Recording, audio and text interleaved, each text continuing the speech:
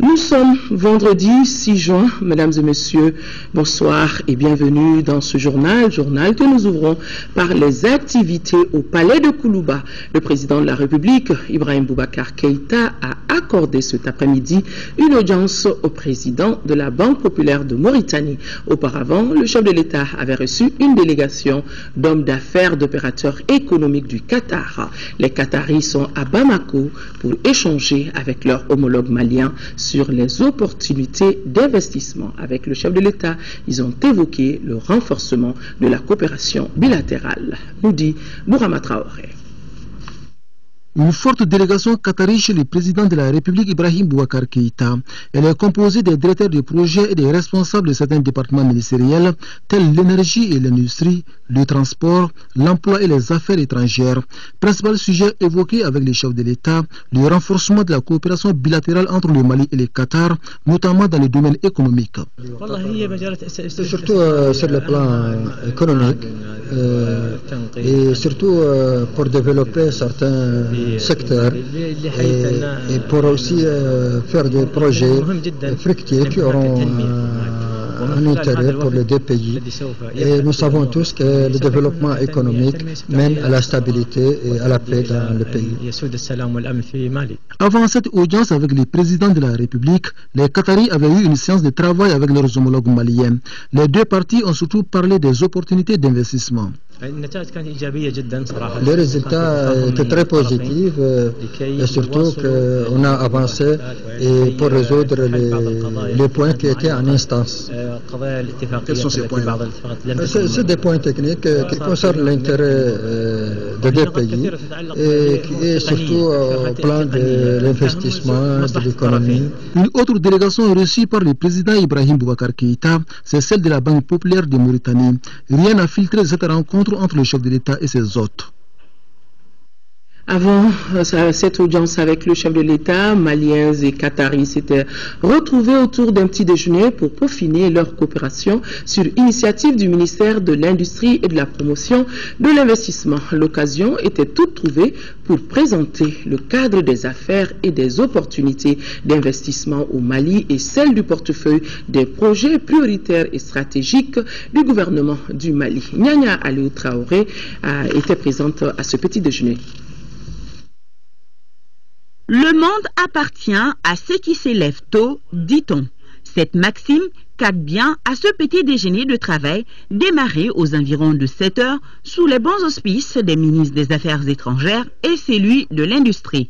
L'objectif était de montrer aux futurs partenaires qataris toute la richesse économique et culturelle dont regorge le Mali. Nous avons d'abord présenté l'environnement des affaires au Mali. Et ensuite, nous avons exposé les opportunités d'investissement, notamment les opportunités sectorielles d'investissement au Mali. Donc, le cadre des investissements aujourd'hui au Mali, on peut dire qu'il est compétitif. Ce que nous avons surtout vendu, c'est la cadence à laquelle le Mali est capable d'entreprendre les réformes. Les ministres ont surtout mis l'accent sur les bonnes relations qui lient nos deux pays. Les deux sont convaincus que le Mali et le Qatar sont partis pour un partenariat gagnant-gagnant. Nous nous félicitons de l'intérêt particulier que le Qatar manifeste aujourd'hui à l'endroit de notre pays. Donc cette amitié nous donne le socle pour nous permettre de développer davantage les relations politiques, économiques et commerciales entre nos deux pays. Je voudrais annoncer ici donc qu'un ambassadeur a été identifié pour le Qatar. Il y a des opportunités qui ont déjà été saisies par les Qataris. Nous avons Qatar Mining qui est déjà là depuis déjà plusieurs mois suite à la visite du président donc, au Qatar. Il y a Qatar Petroleum qui est également en train de voir ce qu'elle peut saisir comme opportunité au Mali. Qatar Holding qui est le fonds d'investissement, je dirais, souverain du Qatar, donc qui est venu également pour saisir. Et également Hassad Food qui regarde le domaine agro-industriel. Au-delà de ça, les ministères sectoriels des différents du gouvernement du Qatar sont là également pour échanger sur les cadres de collaboration avec le gouvernement du Mali. Au chef de la délégation qatari de confirmer toute l'importance que son pays accorde au développement de cette jeune mais très dynamique coopération. Plusieurs conventions ont été signées et d'autres devoirs de l'exécuter. Pas seulement pour le désir de nos deux pays, mais plutôt pour accélérer le développement dans votre pays. J'insiste de continuer dans cette voie. Une présentation du cadre des affaires et des opportunités d'investissement au Mali et celle du portefeuille des projets prioritaires et stratégiques du gouvernement du Mali a meublé la réunion.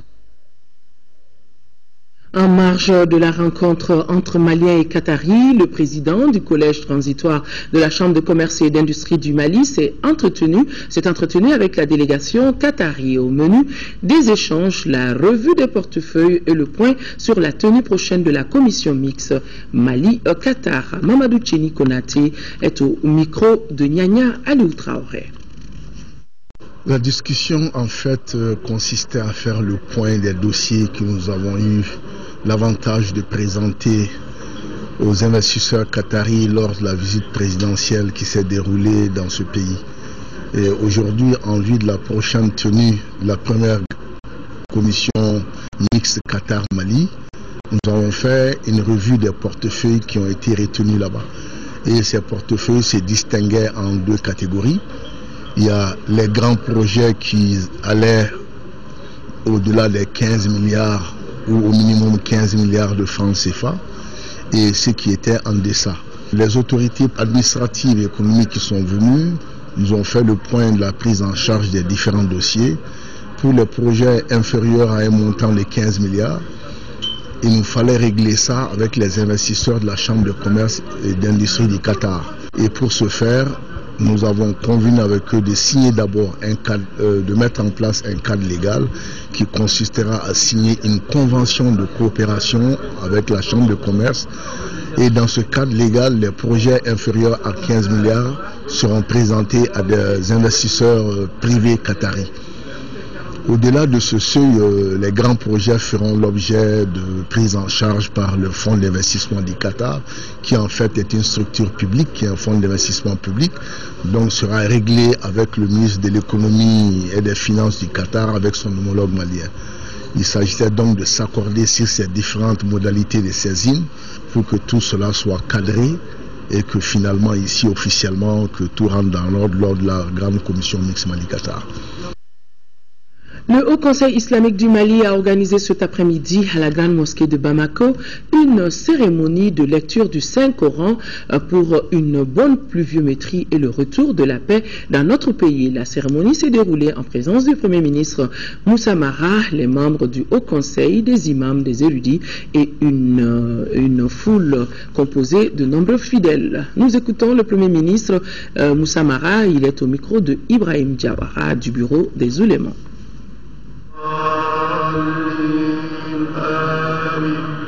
C'est de la satisfaction. Nous venons d'assister à une grande prière de toute la communauté musulmane pour le pays. Nous sommes à une période où nous avons besoin de prière, de bénédiction pour la paix, pour l'entente entre les Maliens, pour la stabilité de notre pays. Et aujourd'hui, c'est ce qui vient d'être dit. Nous demandons simplement à tous les croyants, de quelque religion qu'ils soient, partout où ils sont, de continuer à prier pour le Mali. Nous avons besoin de ça, d'assurer la stabilité, d'assurer l'entente des Maliens derrière les autorités pour un pays de paix, un pays d'entente, un pays de prospérité, un pays où tout ce qui est comportement négatif, trafic de drogue, terrorisme, soit à jamais banni du territoire. Donc aujourd'hui, c'est cette piste qui vient d'être entamée. Nous remercions l'ensemble des autorités religieuses pour ce geste au nom du président de la République et du gouvernement et vivement d'autres. Et je suis sûr que d'autres suivront, Inch'Allah. L'actualité sur un tout autre plan, intensifier la production agricole au Mali à travers la mise à disposition des jeunes des terres aménagées. C'est l'une des principales recommandations du Forum des jeunes qui s'est déroulé à Ségou et dont les travaux ont pris fin hier. Et c'était sous la présidence du Premier ministre. Le récit de nos envoyés spéciaux à Ségou, Hadama Djakiti et Soumaïla Berté. 3 jours d'échanges et de recherche d'opportunités d'emploi agricole, le Forum des jeunes de Ségou ne manquera pas de produire des effets. Tant les deux parties, initiateurs et bénéficiaires, font montre de leur optimisme. Et les recommandations adoptées au cours des travaux n'en sont pas moins explicites. Nous recommandons au gouvernement une intensification du rythme de la production agricole au Mali à travers la mise à disposition des jeunes des terres aménagées. Une synergie d'action entre le ministère de la Jeunesse et de la Construction citoyenne, le ministère du Développement rural, le ministère de l'Éducation nationale et celui de l'enseignement supérieur et de la recherche scientifique et le ministère de l'Emploi et de la formation professionnelle, la révision des programmes des écoles techniques et professionnelles en les orientant vers l'entrepreneuriat agricole, la mise en place d'un fonds national d'appui aux initiatives des jeunes dans le domaine agricole en réorientant certains fonds, notamment au niveau de la pêche. Mettre en place une politique de fixation des jeunes dans l'agriculture pour lutter contre l'exode rural et le flux vers les zones d'orpaillage. Nous sommes convaincus que l'agriculture demeure un secteur porteur et ce n'est pas juste de vieux mots, c'est une réalité. Nous y croyons, il suffit que tout le monde y croit pour qu'ensemble, en nous donnant la main, nous parvenions à faire en sorte que les jeunes aient des débouchés dans ce secteur-là. Tous les emplois ne sont pas des emplois de bureau. Il y a des possibilités d'emploi dans ce secteur. Un jeune qui réussit permet à d'autres jeunes d'accéder à des revenus. Parce que c'est quand on vous donne 5 hectares, ce n'est pas simplement un seul individu qui va aller travailler. Il aura besoin d'autres bras et d'autres jeunes pour pouvoir l'aider à monter. Les questions d'emploi des jeunes ont toujours été au centre de tous les discours des plus hautes autorités. Et le Premier ministre Moussa Mara renvoie les jeunes à leur sens entrepreneurial et singulièrement dans le secteur agricole. La thématique du présent forum, l'agriculture, opportunités d'emploi et d'insertion des jeunes, est en parfaite harmonie avec notre vision et notre aspiration qui concourt à l'atteinte de l'autosuffisance alimentaire et faire du Mali une puissance agricole qui nourrit ses hommes et soutient l'économie nationale. Pour atteindre ces objectifs ambitieux et nobles, nous devons faire preuve d'audace, abandonner les sentiers battus, envisager de nouvelles stratégies et proposer de nouvelles pistes d'exploitation agricole pour les jeunes. Aujourd'hui, il est aisé de comprendre que le monde rural, avec ses atouts diversifiés, constitue de réelles opportunités d'insertion des jeunes. Nous devons inverser la tendance et revenir à la normale. C'est la campagne qui doit nourrir la ville et non le contraire. Nous devons à chaque instant avoir à l'esprit l'engagement du président de la République, chef de l'État envers les jeunes, qui consiste à les mettre à l'abri de la précarité, des aventures, des déviances sociales, du désespoir, et en même temps développer chez eux la vertu des nobles traditions des Mali, dont le credo a toujours été le culte de l'effort, le don de soi et l'esprit du travail bien fait. Agriculture, opportunités d'emploi et d'insertion des jeunes, le pari est ainsi donc lancé. Reste aux jeunes de faire preuve d'initiative en montant des projets agricoles bancables. Nous restons dans la région de Ségou pour parler du lancement à Fanzana de la campagne nationale de reboisement 2014. Cette campagne concerne 116 000 hectares qui vont recevoir plus de 50 millions de plants. La cérémonie de lancement qui s'est déroulée a été présidée par le ministre de l'Environnement, de l'Eau et de l'Assainissement. Ségou, nous retrouvons Kandesila. La mise en terre de l'acacia sénégal ou gommier dans la forêt classée de Fanzana, commune rurale de Pelengana, par le ministre de l'Environnement, de l'Eau et de l'Assainissement marque le lancement de la campagne nationale de reboisement 2014. Le ministre Maïga fut imité dans les gestes par plusieurs autres personnalités. Planté déjà dans un endroit sécurisé, et s'il plaît à Dieu, nous aussi nous allons faire en sorte de sensibiliser la population, les interpeller de manière que nous puissions entretenir non seulement les 100 hectares qui sont prévus, mais aussi faire en sorte que nous puissions continuer l'activité en question. Sur le plan national, le département envisage de reverdir 111 000 hectares avec 54 333 000 plants pour un montant global de 250 millions de francs CFA. Comme nous le disons, conformément au thème de la journée d'aujourd'hui, que les terres appartiennent aux générations futures, il faudrait que nous réparions ce que nous avions gâté, ce que nous avions détruit. Nous, en tant qu'individus, en tant qu'êtres humains, comme on dit, toutes les actions anthropiques qui conduisent à la dénudation, à la déforestation. Donc il faut réparer d'abord à l'intérieur de ces forêts-là, tous les espaces déboisés, il faut essayer de les réparer. On note enfin que ce lancement s'inscrit dans le cadre des activités de la quinzaine de l'environnement. quinzaine mise à profit par le département pour sensibiliser davantage les populations sur les dangers liés à la déforestation et à la dégradation de notre environnement. Les cadres des services techniques du ministère du Développement rural étaient en conclave au gouvernorat du district de Bamako. L'objectif, c'était de faire la mise en œuvre du plan de campagne agricole régionale harmonisé pour la campagne 2014-2015. Et la rencontre était présidée par le ministre du Développement rural. Compte rendu, Lamine Keita. La rencontre du ministre du Développement rural avec les responsables des services techniques au niveau du district de Bamako est une première. L'initiative vise à créer une synergie d'action au niveau du district pour une harmonisation du plan de campagne agricole 2014-2015. Nous avons senti le besoin de venir discuter avec nos cadres, et nationaux et régionaux, parce que nous avons pris des décisions historiques. Nous sommes engagés dans un plan de campagne pour la première fois harmonisé et consolidé, à atteindre vraiment des objectifs assez importants. Et surtout, ce qui me paraît important, c'est de partager avec l'ensemble de nos cadres ce choix du gouvernement de la République du Mali. Le gouvernement de la République du Mali veut faire de l'agriculture le moteur de son développement. À l'issue de la rencontre, au cours de laquelle les responsables des différents services ont exposé leurs projets pour la campagne 2014-2015, le ministre du Développement rural a invité les uns et les autres à plus d'engagement pour l'atteinte des objectifs. Le président nous a annoncé qu'il consacrerait désormais 15% du budget à l'agriculture. Il a aussi apporté une bonne nouvelle à nos producteurs, à savoir qu'il décide que désormais le sac d'engrais subventionné, qui était à 12 500, serait vendu à nos producteurs à 11 000 francs. Et c'est aussi heureux que c'est la première fois, en tout cas dans la formulation, la préparation des plans de campagne, qu'on ait décidé d'étendre la subvention des engrais à l'élevage et la pêche. Alors à partir du moment où l'État nous a fait confiance, j'ai indiqué que la confiance se mérite.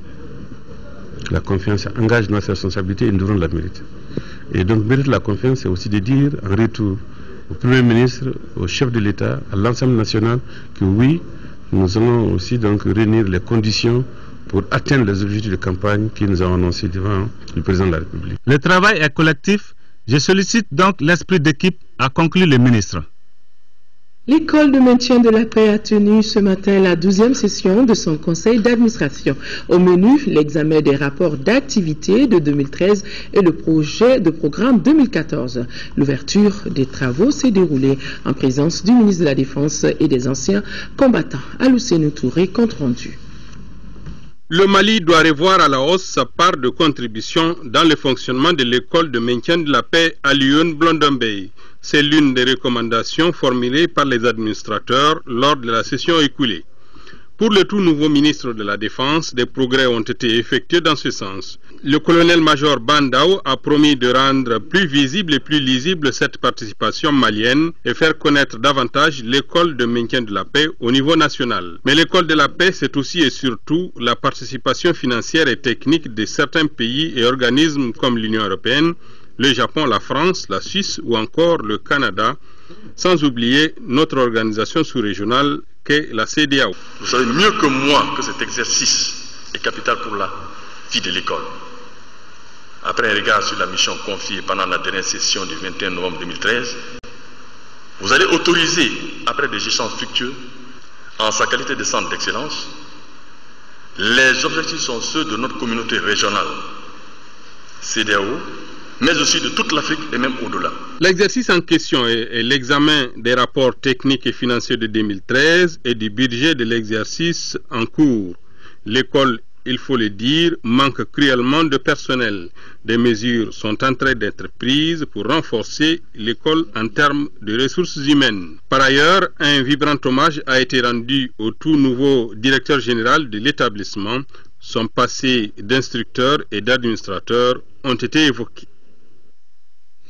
Demain, samedi 7 juin, le Mali, à l'instar des autres pays africains, célébrera la journée africaine des frontières. Sa célébration par les États membres est une recommandation de la deuxième conférence des ministres en charge des questions de frontières tenue du 22 au 25 mars 2010 à Addis Abeba. Là-dessus, un extrait de la déclaration du ministre de l'Intérieur et de la Sécurité. Des propos recueillis par Abdul Karim Kaba. Le Mali avec ses 1 241 230 km² de superficie, compte environ 7 568 km de frontières. Sur cette longueur, les 2603 km qui totalisent les lignes frontières avec l'Algérie et le Burkina sont entièrement bornées. À l'instar de la grande majorité des frontières africaines, celles que le Mali partage avec les pays voisins sont issues du tracé colonial. Cette origine coloniale traduit l'évidente réalité que notre pays n'est pas à l'abri des contestations territoriales et des conflits qui peuvent naître des disputes autour des frontières. Tenant compte de cette réalité et pour contribuer à l'atteinte des objectifs de prévention des conflits frontaliers et d'approfondissement des processus d'intégration, le gouvernement du Mali s'est doté d'une politique nationale des frontières qui consacre son engagement pour le respect du délai 2017.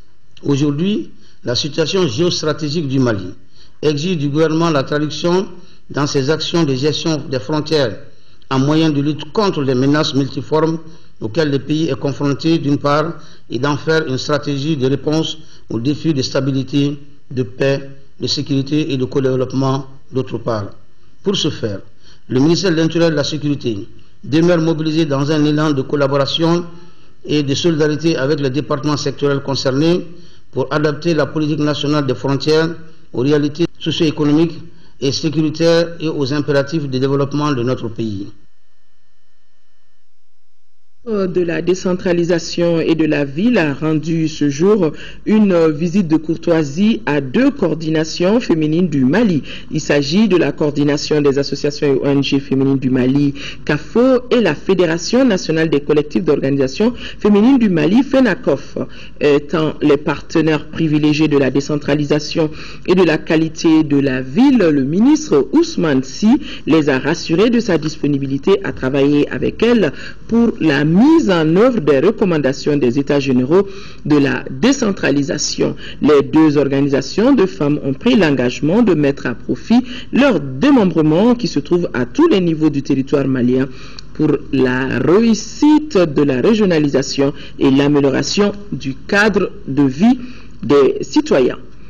Les organisations de la société civile ont animé à la Maison de la Presse une conférence de presse, cela suite aux événements douloureux des 17 et 21 mai 2014. Au cours de cette conférence, elles ont remis une déclaration à la presse fustigeant le MNLA et ses alliés, demandant aussi à être associés à toute initiative de négociation dans la crise du Nord. Compte rendu Mahamadou Doumbia.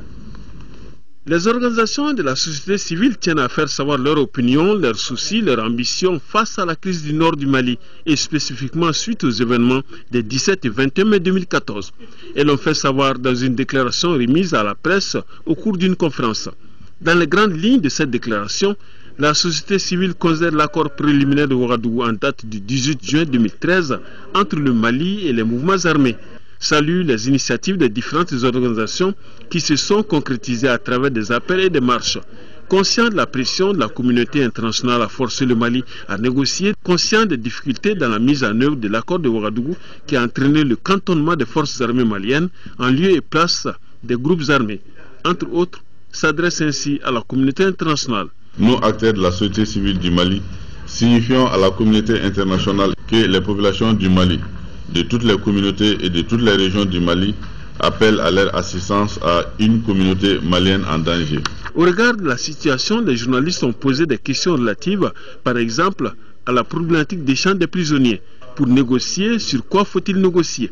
À toutes ces questions, des réponses ont été données. En définitive, les organisations de la société civile tiennent à participer au débat, aux différentes négociations, car majoritairement, en plus des soldats victimes, les civils aussi souffrent dans leur chair et dans leur âme. Autre endroit, autre conférence, celle organisée par le Parti Solidarité Africaine pour la démocratie et de l'indépendance, SADI. L'animateur n'était autre que le député Oumar Mariko, secrétaire général du parti. La situation qui prévaut à Kidal a été abordée et le SADI, qui est membre de la majorité présidentielle, demande également la réduction de budget de différentes institutions. Nous retrouvons le compte-rendu de Moïse Traoré. Les propositions de sortie de crise de solidarité africaine pour la démocratie et l'indépendance, SADI, vont du recouvrement de fonds au renforcement de l'armée en passant par une mobilisation populaire. Tout appui à notre pays doit venir en appoint. La seule aide que peut nous apporter la communauté internationale est de laisser les Maliens décider souverainement du devenir de leur pays. Une partie des propositions de la formation politique avait déjà été formulée en février 2012. S'agissant de la réduction des charges de l'État, réduire de 20% les chapitres fonctionnement et matériel, le chapitre cabinet. Revoir notre carte diplomatique afin de mettre les chargés d'affaires en lieu et place de la diplomatie classique. Réduire les achats de véhicules. Le gouvernement, réduire sa taille à 17 membres. Aussi, le parti membre de la majorité présidentielle préconise la réduction du budget de chaque institution de la République de 30 ou 50%. Les économies réalisées seront réaffectées au renforcement de l'armée. Quand on était dans l'opposition, on avait peur de nous écouter. On est dans la majorité présidentielle, on a des difficultés d'articulation. Alors donc, ça ne veut pas dire qu'il faut rejoindre l'opposition, mais non. Nous avons notre identité et nous allons batailler dur pour qu'on nous comprenne parce que la fragilité actuelle de notre pays nous l'impose. Le parti est favorable à la reprise du service militaire pour les jeunes à partir de 18 ans. Enfin, SADI souhaite l'organisation de concertation nationale avec l'ensemble des forces du changement. Le bureau politique national du Rassemblement pour le Mali RPM informe toutes ces sections que la conférence nationale qui était prévue pour démarrer demain les 7 et 8 juin est reportée à une date ultérieure. Je vous le disais dans les titres, plus de 6 milliards de francs CFA, c'est l'enveloppe débloquée par l'Union européenne pour le cadre commun des filets sociaux dans la région de Tombouctou. Le lancement de cet ambitieux programme a été présidé par le gouverneur de région en présence des membres du comité régional d'orientation, de coordination et de suivi des actions de développement. Tombouctou, nous retrouvons Yeya Tandina. Commun sur les filets sociaux a procédé au lancement du programme dans la région de Tombouctou. Objectif, poser les bases de la résilience d'environ 40 000 ménages les plus touchés par la crise alimentaire. Financé par l'Union européenne à hauteur de 6,6 milliards de francs CFA.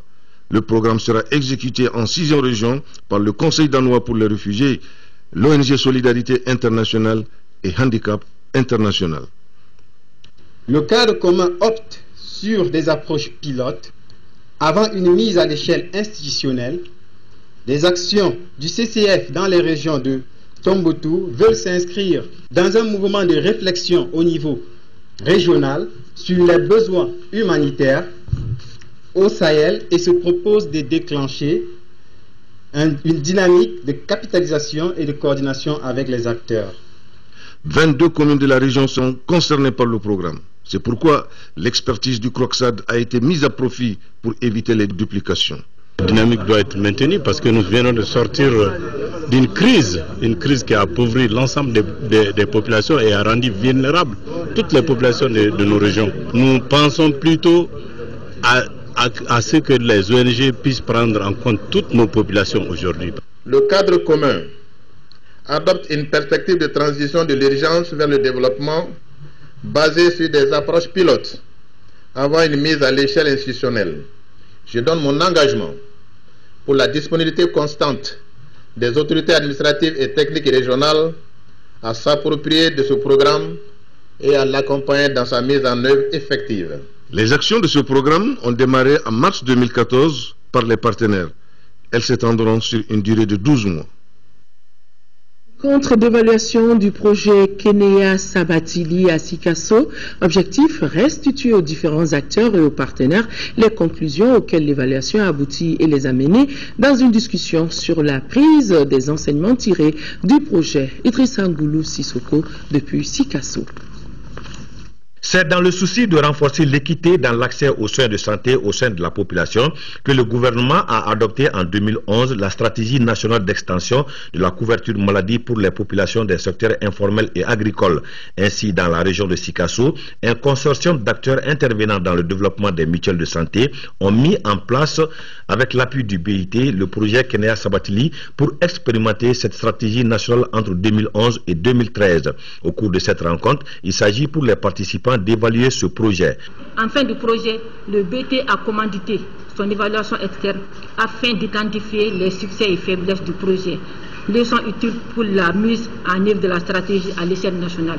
Et plus spécifiquement, il s'agit d'évaluer la pertinence du projet, son efficacité et la durabilité des interventions. Durant la période de mise en œuvre du projet, l'État est parvenu, malgré les difficultés que le pays a traversées, à honorer ses engagements à l'endroit des mutuelles de santé avec lesquelles il a signé une convention en mettant à leur disposition le cofinancement des cotisations de leurs membres. Les acteurs de la santé et des mutuelles vont réfléchir sur des thématiques comme la subvention des cotisations des mutuelles et sa périodicité de mise à disposition, la professionnalisation de la gestion des mutuelles, le développement du partenariat et la communication. À Koulikoro, le service de la lutte anti-mine des Nations Unies a bouclé ce vendredi la première phase de ses opérations de destruction de missiles obsolètes. Cette phase a permis la destruction de 85 missiles, une occasion pour les responsables militaires des services techniques de l'armée de constater de très près les acquis en matière de destruction de missiles obsolètes. Koulikoro, Seydou Traoré.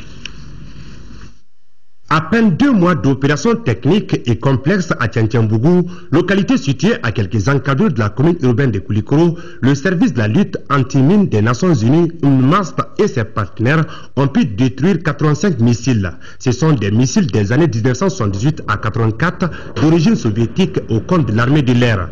L'objectif de la présence des officiers militaires sur le terrain est de comprendre comment cette première phase des opérations de destruction des missiles obsolètes a pris fin. Je remercie UNMASP pour la destruction de ces missiles qui constituent bien sûr, comme vous l'avez bien mentionné, un danger pour non seulement nous spécialistes utilisateurs de ce matériel, mais aussi pour les populations parce que vous le savez bien que ces missiles étaient emmagasinés dans nos camps. Donc c'est une bonne chose de pouvoir les détruire. Ils ont participé, ils ont d'abord été formés. Ils ont été formés par UNMAS au Mali, au Bénin et ici également sur le terrain. Ils sont là, ceux qui ont un niveau 3. Ils sont tous ici, ils sont en train de travailler avec les experts commis par UNMAS pour la destruction de ces missiles. Une séance de brûlage des cylindres de propullant et d'explosion de missiles SA-3 a éclairé la lanterne des visiteurs sur les techniques appliquées dans ces opérations de destruction. Pour les responsables de l'UNMAS, sa structure est mandatée selon la résolution du Conseil de sécurité des Nations Unies. Il s'agit de désarmement de 85 missiles solaires, disons d'une génération antérieure, et vous savez les raisons techniques pour lesquelles il faut les détruire. La deuxième phase doit démarrer après le mois de Ramadan et la saison des pluies. Cette prochaine opération devra toucher les autres missiles, obus, canons inutilisables et la formation des spécialistes en destruction des missiles obsolètes. Vivre dans un environnement sain, cela est possible. C'est pourquoi la Société publique de gestion de l'eau n'a pas hésité à financer un projet sur l'environnement et l'assainissement, cela en partenariat avec la Fondation Santé Environnement. Fatoumata Kone, reportage. C'est la commune 2 qui a servi de cadre au lancement de la campagne Siminesiki, une campagne qui s'inscrit dans le cadre de la 15e de l'environnement. Au cours de cette campagne, les membres du Recotrad jouent un rôle primordial. On donne d'abord l'information. Qu'est-ce que c'est que l'assainissement? Parce que qui dit santé dit assainissement, qui dit propriété dit assainissement. Et on lance un appel solennel à l'ensemble des citoyens du Mali pour qu'ils fassent de l'assainissement leur priorité. On devait aussi s'appuyer sur une campagne de communication importante pour sensibiliser les populations cibles sur les bons comportements et les bons gestes en matière d'environnement et de traitement des eaux usées. Par ailleurs, la Société publique de gestion de l'eau de la Belgique, en partenariat avec la Fondation Santé et Environnement, a remis des supports de communication à l'Agence de gestion des stations d'épuration du Mali. Des cahiers scolaires qui contiennent des messages de sensibilisation à l'endroit du milieu scolaire, des boîtes à images adaptées aussi au public cible analphabète, ainsi que des dépliants de sensibilisation et d'information sur le projet. Nous avons par ailleurs aussi mis en place un site internet au niveau de l'enjeu simple qui va contenir toutes ces informations. Le déficit d'accès à un assainissement correct constitue un facteur de risque important pour la santé publique et touche notamment les groupes sociaux les plus fragiles. Le manque d'assainissement pèse directement sur la capacité de travail des habitants. Selon les initiateurs, le matériel aura coûté près de 40 millions de francs CFA. Les documents serviront d'outils de communication pendant toute la période de la quinzaine de l'environnement. Le secteur de la microfinance s'agrandit. Une nouvelle institution appelée Microcred Mali a été créée. Le lancement des activités s'est déroulé, c'était hier après-midi, à l'hôtel Radisson Blu. Microcred Mali dispose déjà de 3 agences et plus de 3000 clients. Son objectif est de promouvoir le développement des activités commerciales, ceci par le renforcement des capacités des petites et moyennes entreprises. Mohamed Ould Mamouni. Microcred Mali est une institution de microfinance. Elle a démarré ses activités opérationnelles au Mali le 16 septembre 2013. Microcred Mali propose des services financiers aux petites et moyennes entreprises. Elle ambitionne de donner un nouveau souffle au secteur de l'économie malienne. Notre objectif, effectivement, est d'être parmi les institutions leaders de microfinance d'ici, disons, 1 à 2 ans. Aujourd'hui, nous avons 2 milliards d'encours de crédit et près de 800 millions d'épargne. Alors, ce que nous comptons apporter, c'est surtout des services financiers accessibles, rapides et simples. Aujourd'hui, cette institution de microfinance compte 3 agences, 3000 clients et 130 collaborateurs à travers le Mali. Pour le représentant du ministre de l'économie et des finances, l'implantation de Microcred Mali apportera un plus au secteur qui amorce une sortie de crise. La crise que la microfinance traverse en ce moment est une source majeure de préoccupation pour le gouvernement. Quand on sait le rôle que joue ce secteur dans l'amélioration de l'inclusion financière et la lutte contre la pauvreté. Les actions en cours devront permettre, nous en sommes convaincus, une microfinance solide et qui jouera pleinement son rôle dans le développement économique et social du Mali et dans la lutte contre la pauvreté. Microcred Mali est présent en France, en Chine et dans 5 pays de la sous-région, dont le Mali.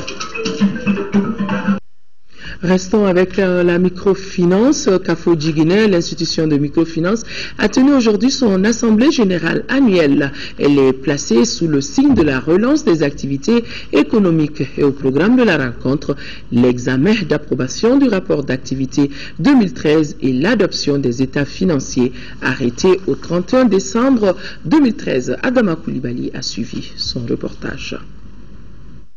La présente assemblée de Kafodji Guinée est la 25e depuis sa création. Cette session, selon les responsables de la microfinance, est placée sous le signe de la relance économique après la crise multidimensionnelle qui a frappé notre pays.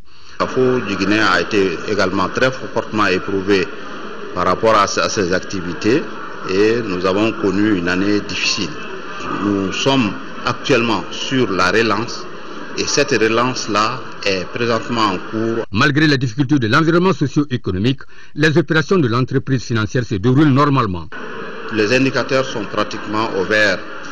Ils sont au vert non seulement par rapport au portefeuille, on se porte de mieux en mieux, par rapport à la qualité du portefeuille qui s'était fortement dégradée à cause de la crise, mais également par rapport même à la situation financière, nous sommes même capables de faire face à tous nos engagements.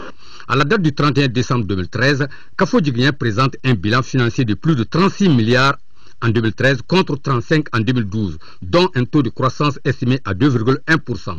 Les gestionnaires de Kafodji Guinée soulignent que c'est vrai que l'institution de microfinance a enregistré de petites perturbations, mais que de nouvelles mesures sont en place pour sa croissance. À l'ouverture de l'Assemblée, le représentant du département des finances a réaffirmé l'engagement à soutenir Kafodji Guinée compte tenu de la place qu'occupe la microfinance aujourd'hui dans notre développement.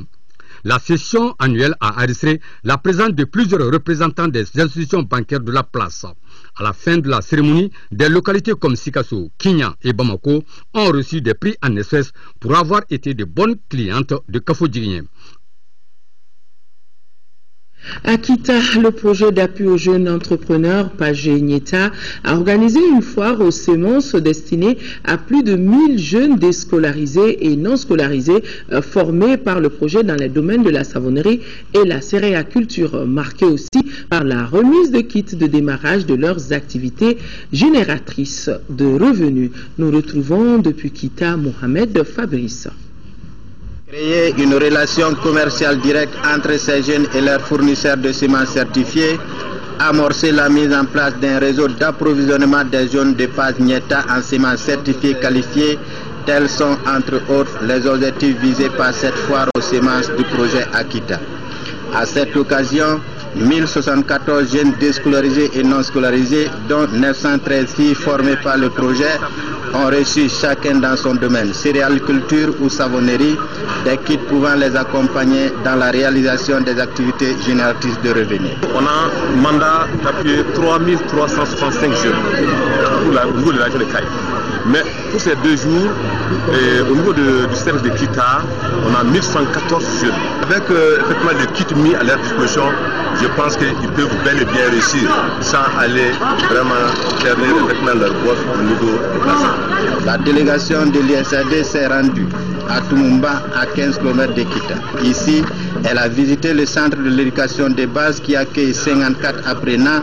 Elle s'est entretenue avec le comité de coordination des associations des jeunes, histoire de filtrer l'impact des actions de Pagé Nieta dans la zone. On avait des visiteurs de l'USAID Washington qui financent le projet. Alors ils étaient intéressés de voir l'impact des activités du programme sur la vie des jeunes. Et puis, est-ce que c'est une réussite, est-ce qu'il y a des problèmes, etc.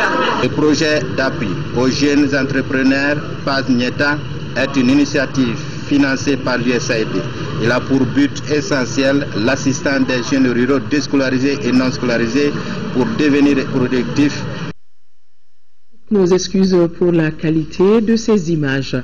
Du 15 au 17 juin prochain, le Salon des sports du Mali se tiendra au Palais des Sports. Les organisateurs étaient face à la presse pour expliquer le pourquoi de ce salon aux hommes de médias. Selon les organisateurs, ce salon sera un cadre pour les exposants de bien communiquer sur leurs problèmes et résultats obtenus. Compte rendu, Abdul Karim Kaba. Pour la première édition du Salon des sports du Mali, SESMA, plus de 30 exposants sont attendus. Ces exposants sont les fédérations nationales, les athlètes, les équipementiers, bref, tous les acteurs du secteur sportif. L'objectif du salon est de créer un cadre d'échange et de partage entre le monde sportif. Les jeunes-là qui ont voulu en tout cas apporter quelque chose au sport malien à travers la réalisation de cette première édition, il faut le dire, premier du genre au Mali, d'un salon de sport. On voyait ces pratiques-là ailleurs, mais pas au Mali. L'idée vient de ces jeunes-là. La première édition du salon des sports du Mali, SASMA, constitue un des repères de l'évolution du sport dans notre pays. L'histoire va retenir que cette première édition du SASMA a été initiée par le comité syndical de la Direction nationale des sports et de l'éducation physique avec l'accompagnement du ministère des Sports. Du 15 au 17 juin prochain, le Salon des sports du Mali se tiendra au Palais des Sports. À travers cette foire, les organisateurs entendent regrouper tous les acteurs du sport pour communier autour de thématiques permettant de donner une nouvelle dynamique au sport malien. En marge du salon, il y aura des conférences, débats et des prestations d'artistes. Sport football, compétitions africaines de clubs, notre représentant, le Real de Bamako, reçoit ce samedi les Léopards du Congo au compte de la 3e journée de match de poule de la Coupe de la Confédération. Le Real, qui n'a qu'un point après 2 journées, doit s'imposer en vue de se relancer dans le groupe A. Notre reporter Aldou Matina a fait un tour au terrain du Lafia Club de Bamako pour voir les Léopards, puis à Djikoronipara où le Real a pris ses quartiers. Et voici son reportage. L'AS Real de Bamako s'apprête à faire sa 2e sortie à domicile en phase de poule de la Coupe de la Confédération. Cette fois-ci face à AC Léopard du Congo-Brazzaville. Il s'agira pour le Real de sonner la révolte à partir de cette 3e journée pour véritablement décoller. On doit se ressaisir, puisque c'est comme un petit championnat, donc c'est les points qui comptent. Donc le samedi, on va faire tout pour prendre un maximum de points. Ce match-là, nous, on est obligé quand même de tout faire quand même pour gagner. Donc ça rend encore les choses, je dirais pas sérieux, mais l'enjeu est capital quoi. Pour nous et par rapport à la suite de la compétition, on est obligé de tout mettre en œuvre quand même pour faire un bon résultat ici. Seulement un point en 2 rencontres dans la poule A, le bilan des Scorpions aurait pu être meilleur s'ils avaient été efficaces, de quoi nourrir des regrets. Ce n'est que des regrets. Sur l'ensemble des 2 matchs, on s'est créé beaucoup d'occasions de but. On n'arrive pas à mettre le ballon au fond, donc il faut forcément gagner. Nous sommes tous conscients de cela. Malgré tout, la confiance est démise quant à la rencontre de ce samedi. En face, le Real retrouvera le club congolais de l'AS Léopard de Dolisie, vainqueur de la compétition en 2012 devant le Djoliba Athletic Club, et qui semble venir à Bamako pour faire un résultat. On se déplace de nouveau ici à Bamako contre une équipe du Real qui est très difficile à manœuvrer. Donc l'objectif, c'est comme tous les matchs, c'est de venir pour gagner, mais on sait que l'adversaire a aussi des arguments. Nous sommes habitués de jouer la compétition. On est arrivé ici là, on n'a jamais joué avec Real de Bamako. On vient, ça c'est notre 2e match de la compétition. Bon, on vient pour chercher la victoire. Je pense que nous sommes venus pour faire un résultat ici là. Parce que malgré que j'ai joué contre le Real, mais étant au Djoliba cette fois-ci, je joue contre eux. Étant à l'AS Léopard, donc c'est une autre dimension vu que le Real a beaucoup progressé. Donc je pense qu'on ne va pas négliger ce match-là parce que c'est un match capital pour nous aussi. Donc. Les Fauves du Niari en 3 déplacements à Bamako en 2012 n'ont jamais été battus. Un signe que le Real entend briser ce samedi en vue de se relancer. Page noire dans ce journal, décès à Caille de Madame Koulibaly Fanta Diallo, combattante de première heure. Elle fut présidente de la section de l'Union nationale des femmes du Mali, UNFM, de Caille jusqu'en 1991. Elle fut militante successivement de l'Union soudanaise RDA, de l'ADEMA, PAJ et du RPM. Son engagement lui a valu la médaille de chevalier de l'Ordre national du Mali. Fanta Diallo a été accompagnée à sa dernière demeure par ses parents et proches. Caille, nous retrouvons Jafar Aïdara.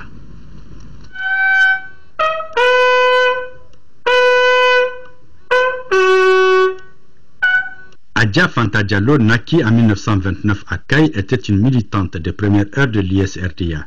Elle a été aussi à l'UNFM, dont elle fut présidente des femmes du quartier de Plateau et présidente de la section de l'Union nationale des femmes du Mali de Caille et membre du bureau national. Elle était une femme battante. Elle est amenée jusqu'à faire construire une pédiatrie au niveau de Caille, de l'hôpital de Caille. Et vraiment, ça a été salutaire pour tout le monde. Et moi, j'ajouterais que j'ai travaillé avec elle durant 10 ans à la coopérative de Plateau. Là aussi, elle s'est montrée parce que le marché de Plateau, ça vient d'elle et de Ndiaye Sibi. Suite aux événements de 1991, elle adhère à l'ADEMA PAJ qu'elle quitte en 2002 pour le RPM. Consacrant sa vie à Caille, elle sera de tous les rendez-vous des jeunes et des femmes, recevant ainsi plusieurs distinctions. Elle a été élevée au grade de chevalier de l'Ordre national du Mali, suivi des diplômes de reconnaissance de la jeunesse en 1978 et celui des jeunes de la sous-région à la Safra de 1984 à Tambacounda, au Sénégal. Elle a constamment œuvré à la consolidation de la paix et de la cohésion sociale, notamment dans tous les conflits dans son milieu et dans le cercle de Caille. Les enseignants se souviendront longtemps. Fanta Diallo, dite Atta, a été accompagnée à sa dernière demeure par ses parents, amis, anciens collaborateurs. Elle repose désormais au cimetière de Kaindi, dors en paix, Maman Atta. Voilà, ainsi va la vie qu'Allah subhanahu wa ta'ala l'accueille en son sein. Voilà, mesdames et messieurs, s'achève donc ce journal. Merci de l'avoir suivi. L'information reprendra ses droits demain 13h avec Aïssata Ibrahim Maïga et je me ferai le plaisir d'être là pour l'édition de la nuit. À demain donc et excellente nuit à tous. Au revoir.